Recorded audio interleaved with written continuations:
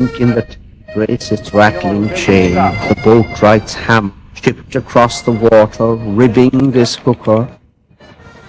That tasty carpenter from Connemara, Cloherty, helped by his daughter, had half-planked the hull in his 80th year, when at work he died, and she did the fastening and caulked her well.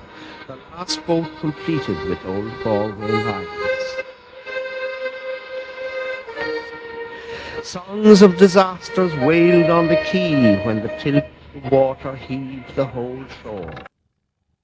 Lucky always the Ave Marie, with her brown barked sails and her hull black tar, her forest of oak ribs and the larchwood banks, the cavern smelling hold, bulked with costly gear, fastest in the race to the gull-marked banks. What harbour she hived in, there she was queen, and her crew could afford to stand strangers' drinks. Till the buyers failed in 1929, when the cheapest of fish could find no market, were dumped overboard, the price down to nothing.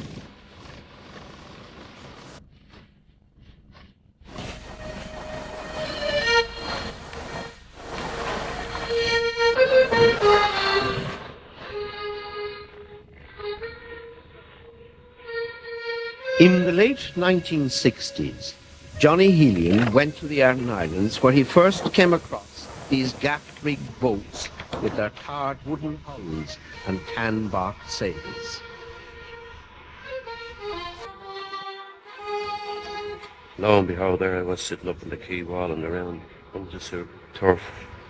And what really captivated me was the way that he was able to take off the cloth, go about, and come into the quay wall, and you could stop it with your finger with the tonnage that he'd be bringing in. He'd probably be bringing maybe 14 ton to a quay wall, and you could stop it with your finger. There was only two Bodmores working then, the Wajimara and the Tony. The Wajimara being owned by Johnny Jimmy's family, and Tony by Mike O'Brien. The Bodmore would range from say 35, 36 up to 44, and then the half boat or lawad would go from 29 up to 34, and then it would gradiate down then to a flow choke. You had big and small flow chokes. The small flow choke would come from maybe 20 feet up to 23, and then the bigger flow chokes would go from 24 up to 27, or about that. When I was working with Johnny Jimmy on the boat, putting the turf on the islands, he said that he would sell me the boat one time. It never transpired really. The family wanted to keep the boat, so I set off myself then back home, tail between legs, and lo and behold, there was the Morning Star in the coal harbour in Dunleary, that you could walk in one side and out the other, but I put about restoring her there. That's how I came on to have my own Bodmore. This is the Ave Maria, owned by the poet Murphy, who wrote the famous poem, The Last Galway Hooker. She was built by Sean Clardy back in 1923, who also built the Volunteer and the Star of the West.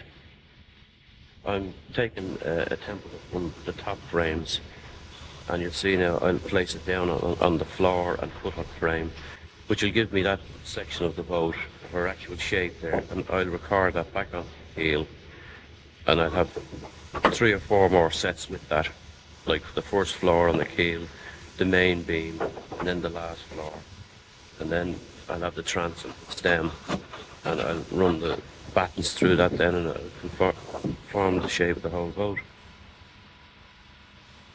The condition of the Ave Maria today is she's gone beyond fixing. It'd be cheaper to build a whole new boat, because she's fallen aft and there's rot throughout the boat, and really it's cheaper and simpler to build a new boat. The Ave Maria is classified as a big lawad. She'd be a little bit bigger than most of the normal lawads. This size of boat is really the perfect size for 2 people to manage and own.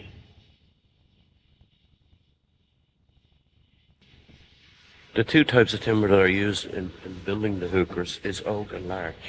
the frames, the stem, keel and stern, they're all built of oak. And then the planking or strakes consist of European larch, slow growing pine timber here in this country. It's better got really on ground that would be shaly, where the timber would have to fight to grow. That's where you get the best larch, really, not on soft, mushy fields. The whole thing is quantitated, and we get that from Fiach down in Kiltegan and Wicklow. In sawmill cuts all our timber for what boat we build.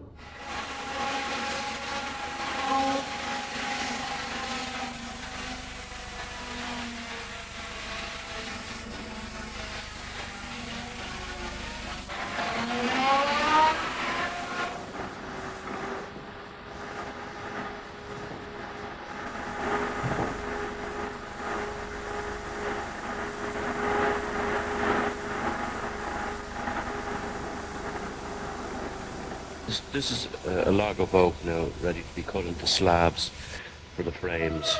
As you can see, there's the 2-inch slab of oak. And there you have the keel mounted with the stem part of the piece, and then aft is the stern post and deadwood. This is a piece of deadwood that I'm offering in now onto between the keel and the stern post, which will be bolted through to give full support to the aft end of the boat.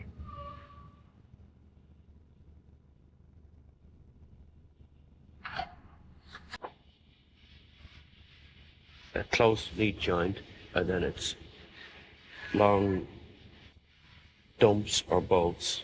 In the old days they used a square iron dipped in tar and called Chinese galvanizing. Today we use a galvanized bolt because of the acid that would be in the oil. But if the iron is not galvanized, it would rot. This is a slab of oak now that I'm laying on the ground, and I'm taking the last floor that would be on the keel. The template here now, and I've marked it onto the slab.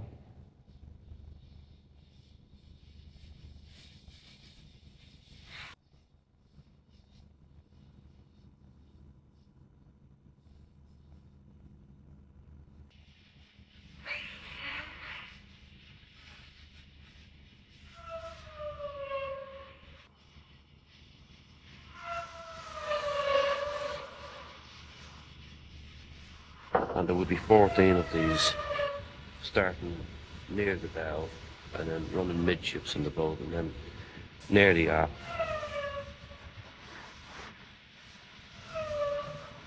You can see them set up here now. And this is the floor being offered in.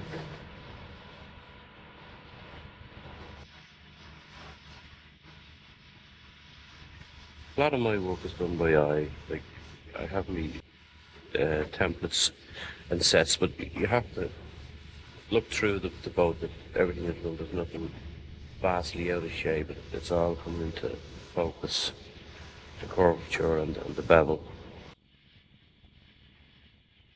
Having the template of the transom off the old boat, I lay that out on the floor, and then I put all my transom boards to suit. Here I am in the second last board on the transom, and the whole shape will be cut and beveled, and then it'll be spiked onto the stern post. The form of the transom, which is the aft end.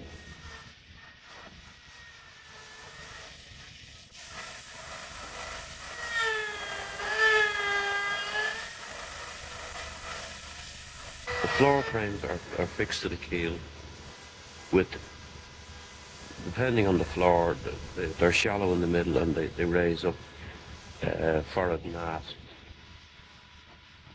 The bolts are driven home with a maul or a sledge.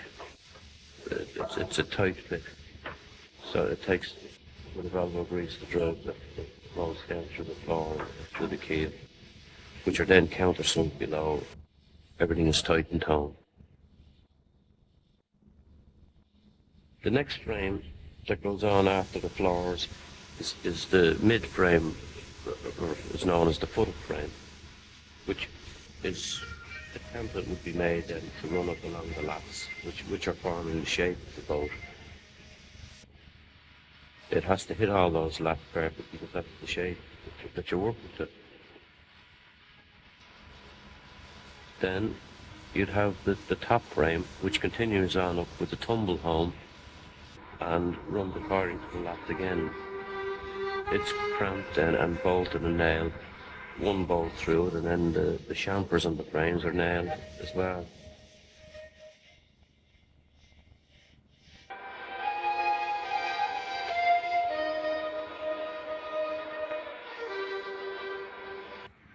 These lats are guides for the actual shape of the boat, and when all the framing is finished, they'll be taken down and the planks will go in their place.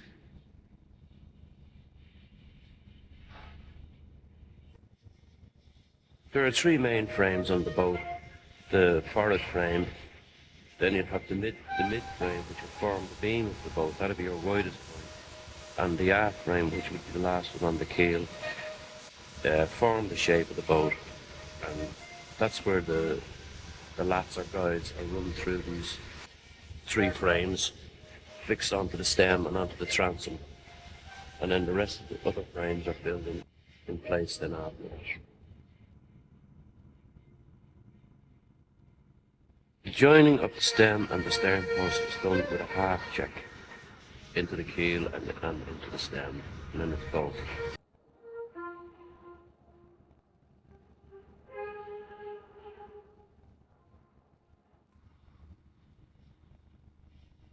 The frames of the boat are painted with a grey primer to stop them from ramping or cracking during the drying out stage.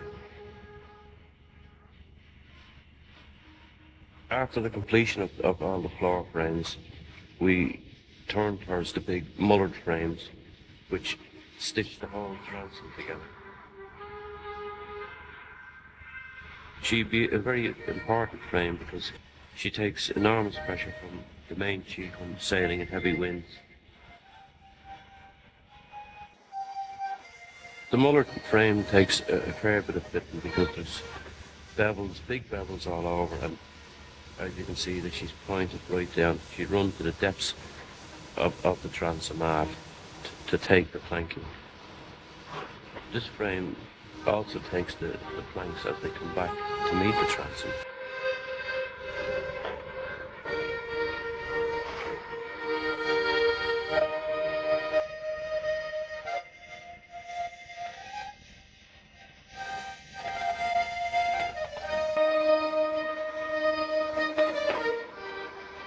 At this stage, when all the frames are completed midships and the mullard frames are in, we take the aft section of the boat. There's another 5 frames that have to run from the last floor to the transom.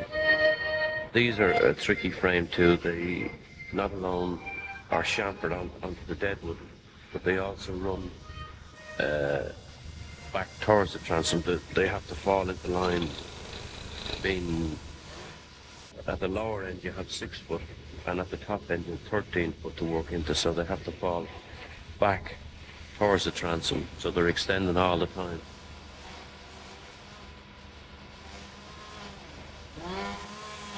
I find the chainsaw simpler to use because you can bevel the frame as you go, and instead of bringing the slab to the blade, you bring the blade to the slab, so it's easier to put the frame with the chainsaw.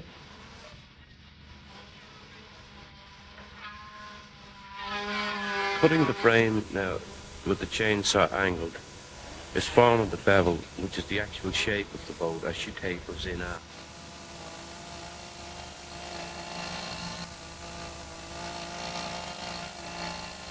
Chainsaw can be a very dangerous implement to use, so you have to keep your full wits about you when you're putting frames. You can't be in any sort of mind, has to be on job.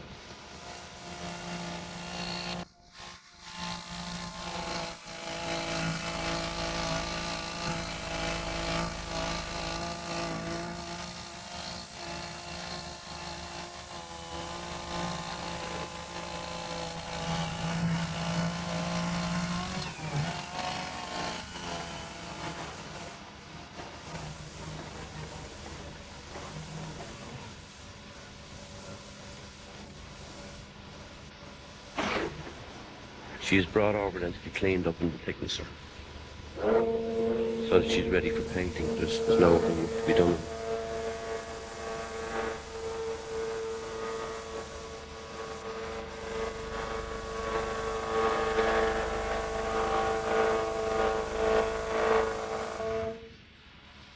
When the frame is cleaned up, she is brought then to tidy up any little discrepancy there might be in the bevel.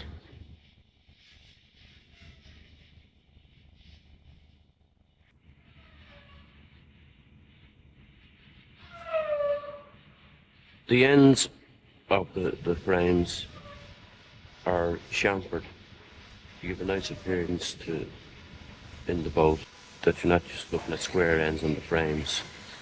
The chamfer is also nailed above the boat and below the boat where the two frames would cross.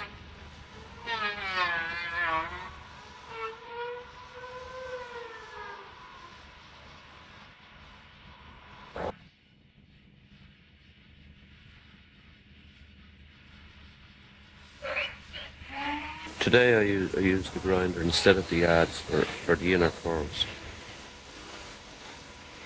In the aft section of the boat, you have, from the last floor, you have 5 or 6 floating frames, we classify them, that are fixed into the deadwood instead of the floor, and they taper back then to form the section between the transom and the last floor.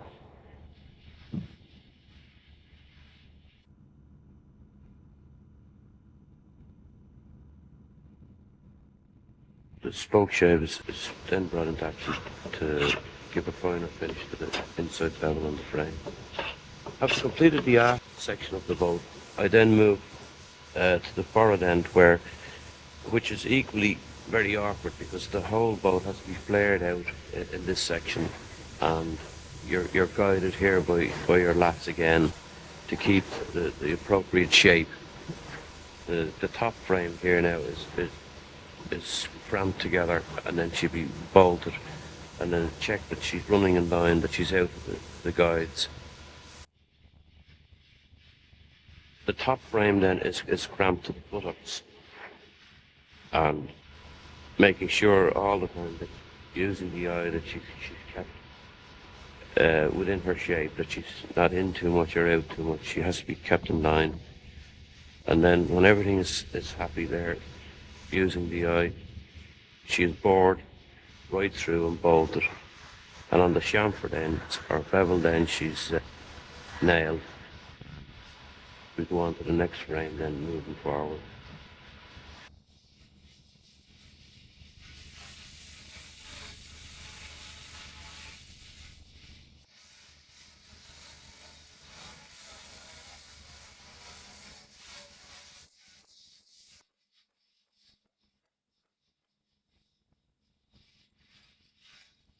In taking the templates of the boat, I opted only to take one side because no two sides of a boat are the same, and certainly on this boat they would be very different. So that's why I only take one side of the set and run those through, so that I transfer that to the other side and the two sides will be near enough the same.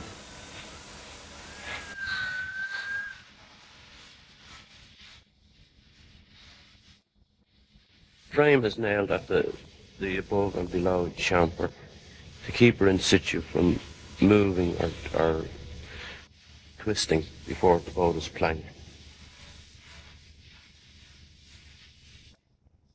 After the framing has completed, the next move is to fix on the bend or rubbing strake, which consists of a heavy 3x2 piece of larch, which runs from stem to stern.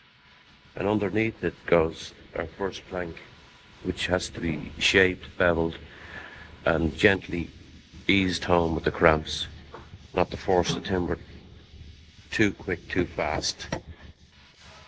She is then cramped hard up against the bend, and she's nailed then with the spikes into the frames, drilled and nailed.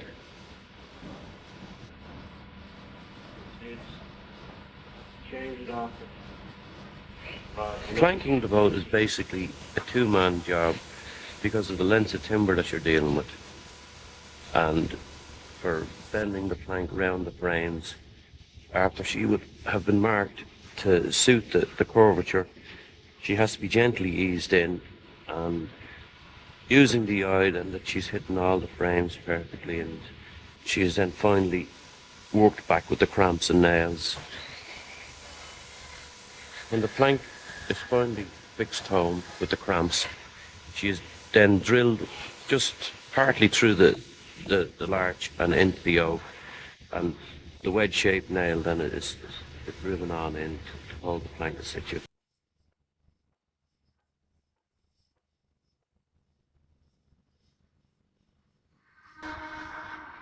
After the few top planks have been completed and the box gunnel section, the next move then is to put in stringers and thwarts. That'll be the support for to keep the boat in its full shape. There'd be sort of seats and knees that support the angles of the seats where they're joined. Here we have a partner knee that has been set in up the mast beam. She's drilled and then bolted home and dumped in the corners, and the partner section then is kept in to keep when the mast is in the boat, to keep her upright and straight and jammed in between the two partners.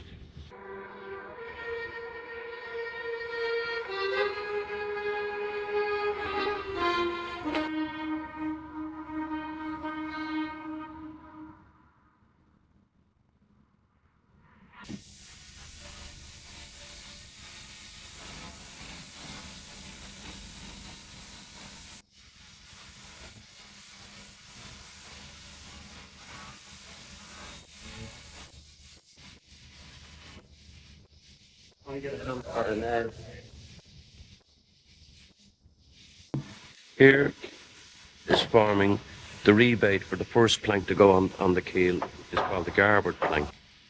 This has to run from the keel, the rebate in the keel, up along the frame. So it all has to be carefully taken out so that the plank will fit into the keel flush. This is cramping home the head of the garboard plank very gingerly because of the amount of twist that has to be taken on by the larch for the first time. So he has to be gradually worked into the curvature and then eased home. Too much forcing here will just cause the plank to split.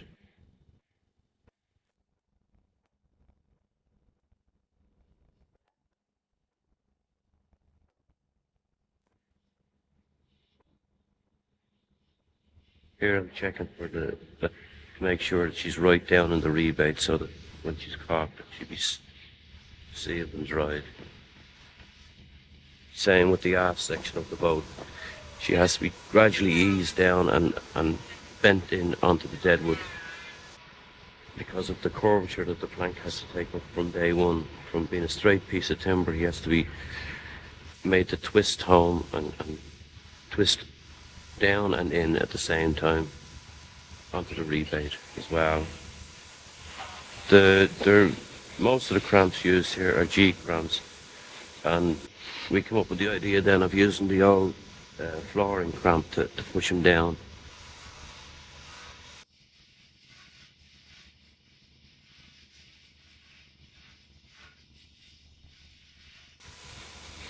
Here I'm being assisted by my friend Sean Jones, who took on the task of helping me with the planking on the boat.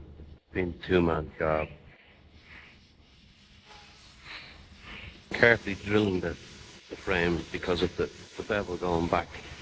She has to be drilled a certain way to take the proper drawing back.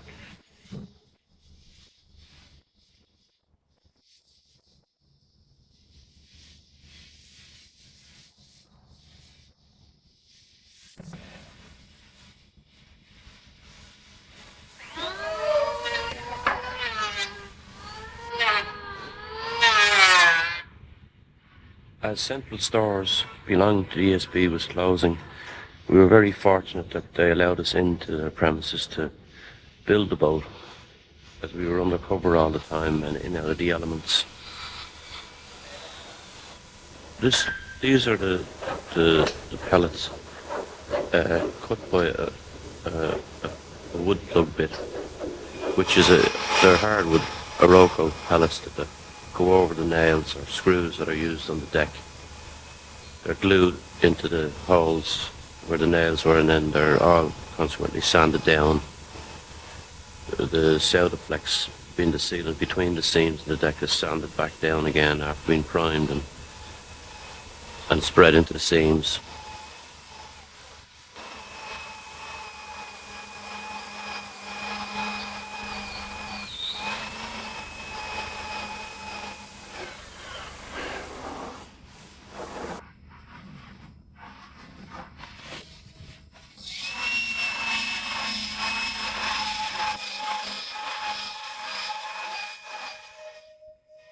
Here we are treating the Iroko hatch off the deck with the Dexolay oil. She has to get 7 coats so that she can't be impregnated with the seawater. It's just a treatment that's used on the decks.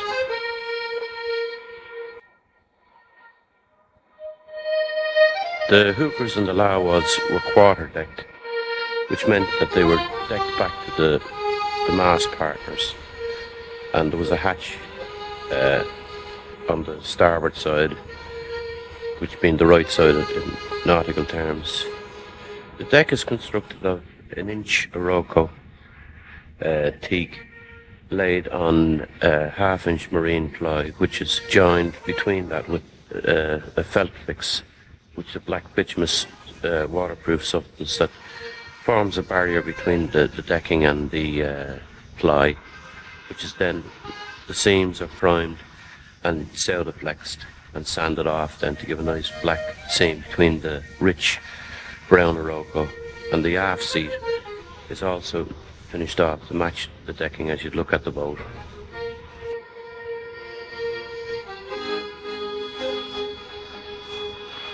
On top of the box gunnel there runs a 7-inch weatherboard, which is a perpendicular board just to keep the spray or the last drop of a wave out of the hull. It's a long 1 3/4 rigid board that's put perpendicular on the box gunnel, and it has to be shaped and canted towards the sea, which would be the outward side, so she'll throw the water quicker. She is laid along the box gunnel and takes a fair bit of forcing out and down to get her into shape, and she's then cramped home and bolted right down through herself and through the box gunnel and into the seats, or stringers, as it would be the nautical term of that. She has to be carefully fixed back onto the aft mullard.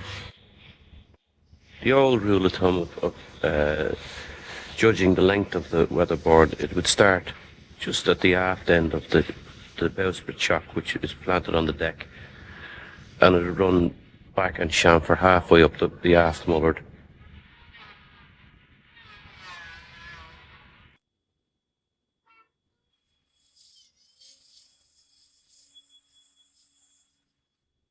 The weatherboard is bored right down through itself and through the box gunnel and into the seat to give her a good rigid support.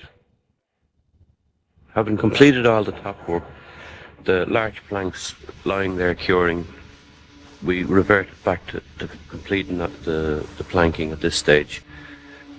The way that you would get the curve of the plank, you offered the spiral batten up to the last plank that you've fitted, and then ease that onto the frames without raising or lowering it, and then it will show up. You'd start off with a hard point, and then you'd go after for it, and it would measure out like from 1/8 of an inch out to 4 inches as the curvature goes back or forward. Having marked the plank with the 1 lat and the measurements off the spiral batten, it is cautious to check the that there's no gimps or hollows in the plank. It should be a nice continuous curve, so you get the fluent joint. And these are also beveled by as the boat takes its shape.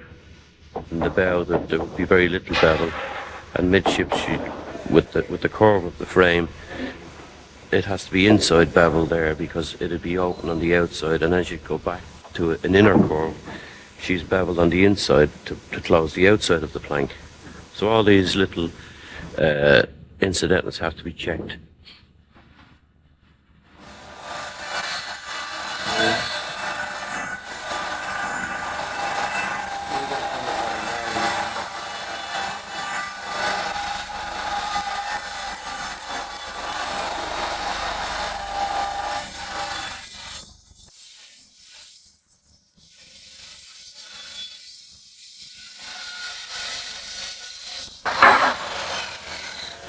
Each plank is recorded going through the thicknesser so that it minimises the paring down and sanding on the run-in and the finish of the boat, so that you have an even thickness around the frames. So all you have to do then is knock the little arras off where the two planks would meet, and she's sanded up then to a nice round. At this stage of the plank, we are beveling to suit the curvature on the boat. In planking a boat, you have an inside or an outside bevel according to the shape, and this has to be run right through so that when she goes to the boat, she'll meet the last plank that's on, and the seam will be nice and tight.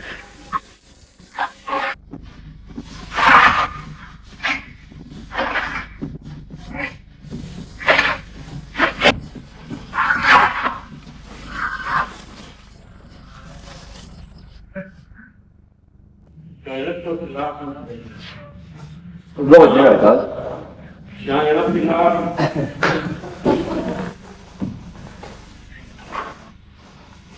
Just being no much of this quick.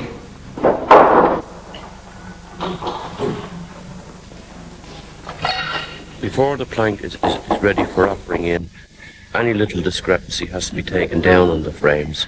This is called fairing the frames in to suit the plank. That she will hit the frame hard at every position. She's then, bevels all being completed, she is offered into situ and cramped home and then ready for spiking.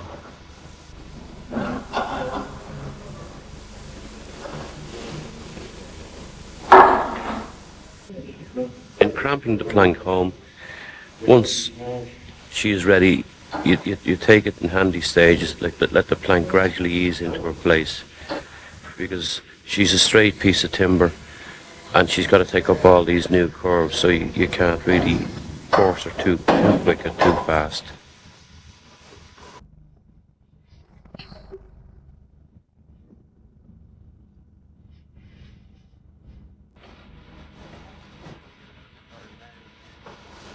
Once the plank is all eased in and the bevels are correct and she's fitting right into the stem, she's then finally nailed home.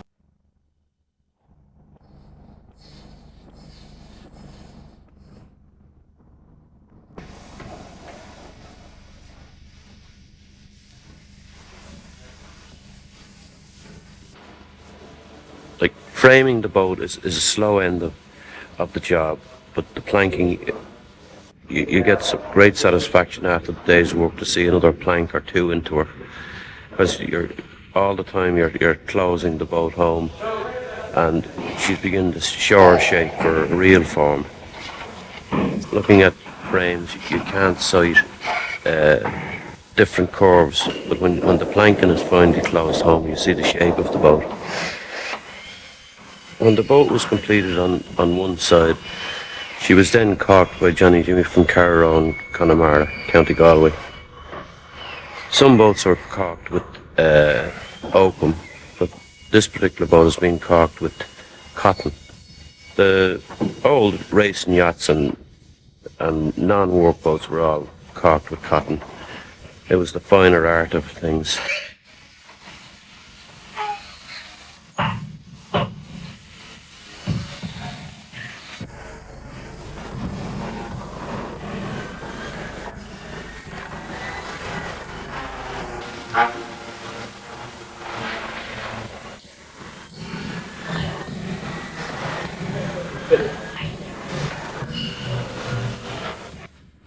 Want to get a hammer or a nail in here? Sean is completing the door into the bulkhead under the mast beam, forming the cabin on the forward end of the boat.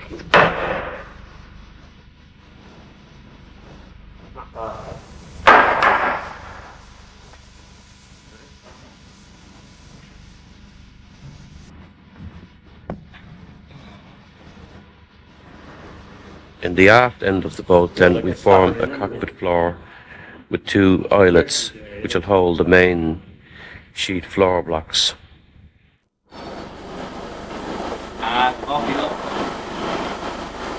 Then Paddy arrives with his portable forge to make all the ironings for the mast, blocks, chain plates. Here he is finishing off a chain plate which will support the stays to hold the mast. This is the gooseneck that goes into the end of the boom, which fits into the mast band to swing the boom from the side to side in the boat. Yeah. All the iron there off the lady. Well, I wanted to leave a bit more depth in there so that You can get all the wear to have 150 years. Yeah. It lasts a long time. You knew what they were doing those days. Like.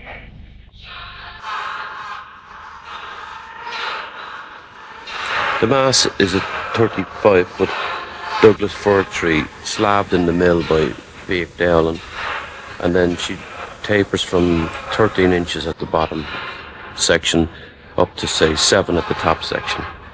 This is consequently honed off then with the planer and rounded from the hounds down to take the mast band just at the deck level.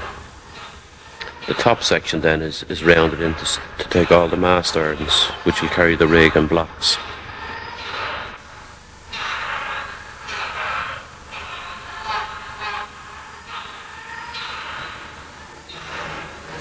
The boat was christened Star of the West because Flaherty, back in the 1920s, built 3 boats, the Volunteer, the Ave Maria and the Star of the West. And Star of the West was lost in Dunleary, so that's why she was called Star of the West. So I chose to renew her, to rebuild, to prolong for a while the spliced yards of yesterday. Carpenters were enrolled, her inherited boatwright, her dream-tacking steersman picked up the tools of their interrupted work, and in memory's hands this hooker was restored. Old men, my instructors, and with all new gear, may I handle her well down tomorrow's sea road. Finally, after 10 months' work, came the day of reckoning, the launching in Dublin port. And thanks to Enda Canellan and the port authorities' aid and clear, she was put on the crane and lowered into the old dry dock, where she took up her first floating.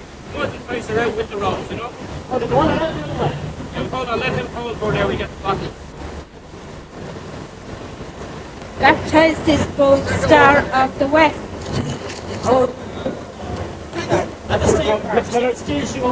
Let her swing on the rope.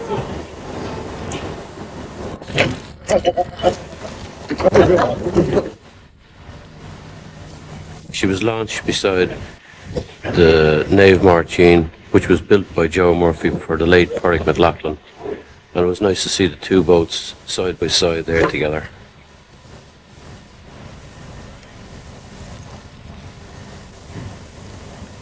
Finally, when all the stays or shrouds have been measured to their proper length, they are Liverpool spliced and served by Frank Carty.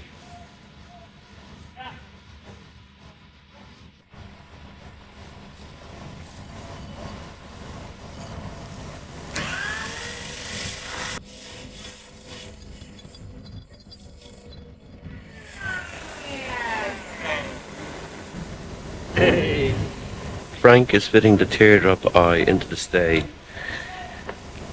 It gets its name being the teardrop because of its shape.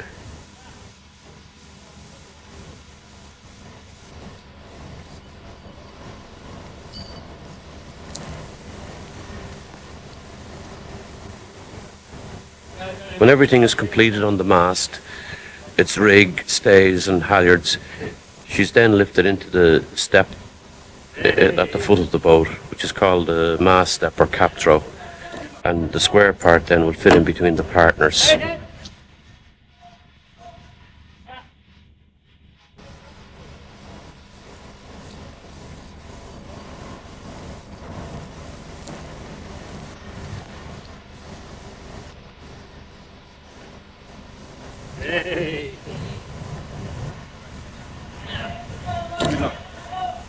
Dat ben ik niet zo reis. Nee. Ja, pa. Ci siamo urla. Sta ci vuoi, ci vuoi, se vuoi dire, come ni io sei home. Ja. Dat zei hier dat ik ja, dat daar niet. The traditional sailors came from Connemara. Pat Jennings and his two sons and John Darby to measure the sails the traditional way, so that the boat would be rigged with the right amount of cloth for sailing. The traditional way for measuring the sail on the boat was to hoist the spars into their positions, to lift the gaff up the mast and decanter up with the proper peak, and then to raise the boom to when you'd be sitting on the aft seat, just to pass over your head. That would be the angle of the boom, and they'd mark all that with rope and measure, and then lay the rope out on the ground after to cut the sails.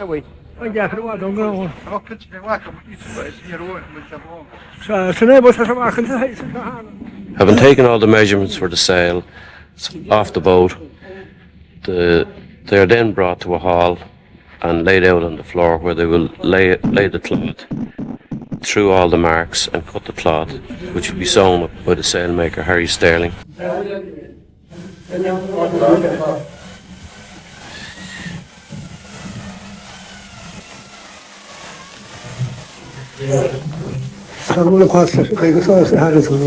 Pak moet schakken je nog erbij. Kom ik kijk je zo'n moet je sterren. Dat is maar schacht hier. Hoe zou die kijk je hier zo zit er op moet je sterren bij schachten. Wat je kurva blir det. Det går upp här. Det går ju. Det är nog mer.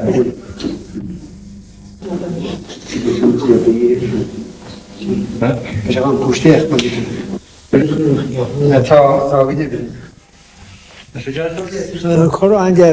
Pat Jennings, being the renowned sailor that he is also the master at cutting the cloth to put the proper suit of sails on the boat.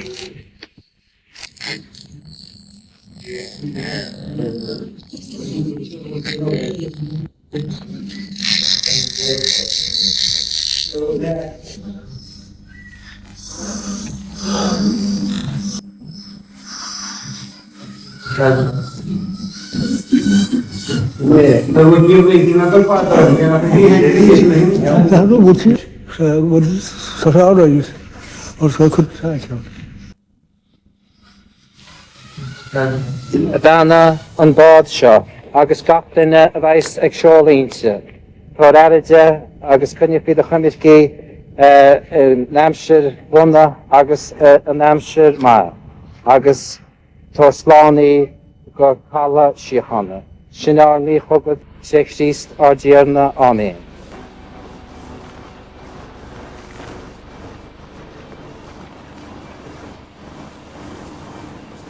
Scráin tíarna lit. Agus gnánaí tíarna búcha nuid head chun nach agus ysbrydní.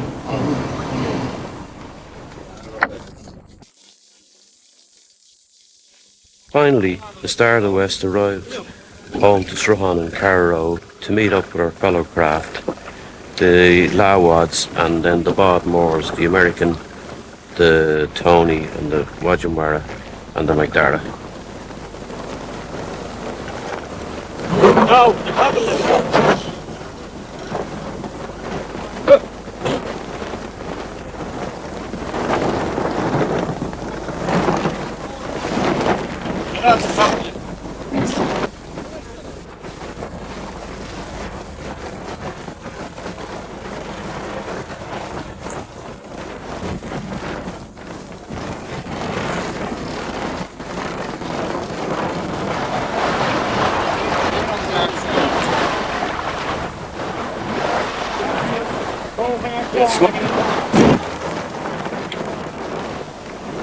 Michaeline Marching Jimmy. He's a son of Martin, who I worked with years ago on the Mermaid, with Johnny Jimmy. Huh? He's handing it handy. He is? Very well. Mag tape plits, lads. Yeah. Can you loosen it for us? Now loosen it off. Just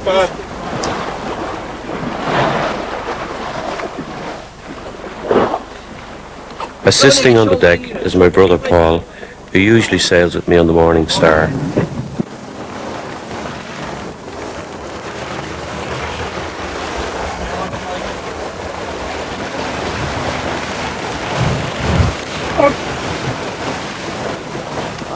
The American Moor, Tom Darby and John Darby on the helm.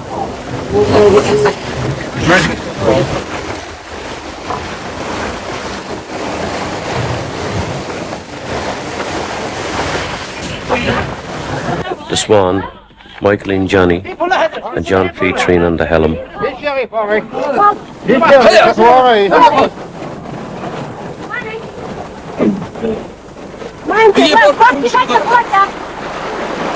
What?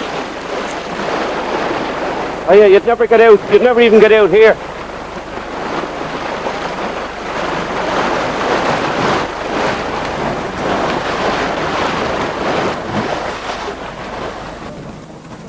The Tony, Marching O'Brien on the helm. McDara, John Biogo Flaherty on the helm. Hauling the main sheet, we are about to jibe.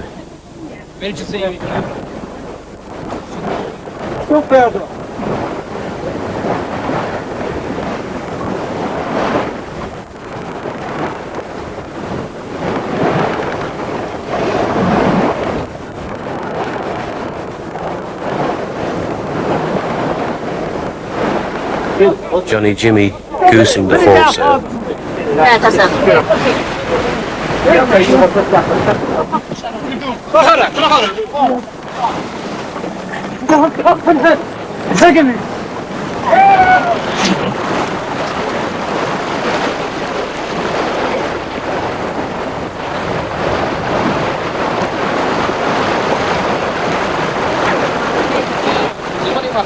No, it's not going to pull us up a little bit. We need to walk.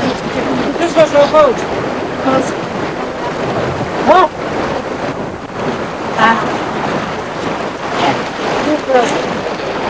لا أدري أشد الريم ولا شيء.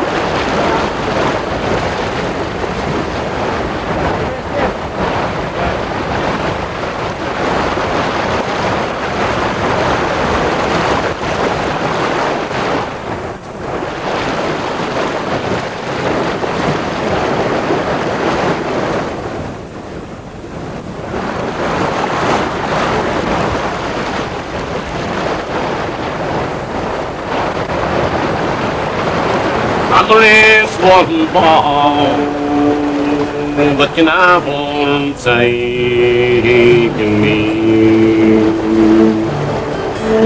You out in that camp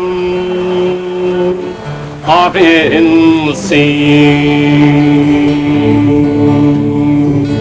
Oh, morning star, you are my darling.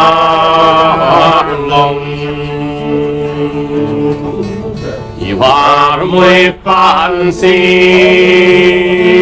I know the flame. For when I'm drinking, sure I'm always thinking, and knowing that you come back in. I'll stop you, great mainsail, my little darling. I stop your shoulder song and your jib as well. But there is no bottom that can have one take. Shift the way the wind. Eh? Shift the. It's out in that town, up in the smile. Oh, morning star, you are my darling. You are my fancy, I do the claim. For when I'm a drinking, she'll always stay. And knowing that you come back in. Now yesterday we sailed from Straw, already far to go. We rambled on, and Swanee was leading. We're coming across below. But when we reached the lane, he was well below. Now as we rambled in, our sail out the other side, and trying to clip Gilronan, we made our way. Then down came the mainsail with her jaw well around again. down. And into Betzers we went for the point of stone. Oh, morning star, you are my darling. You are my fancy, I do declare. For when I'm a drinking, sure I'm always thinking. And knowing that you come back here.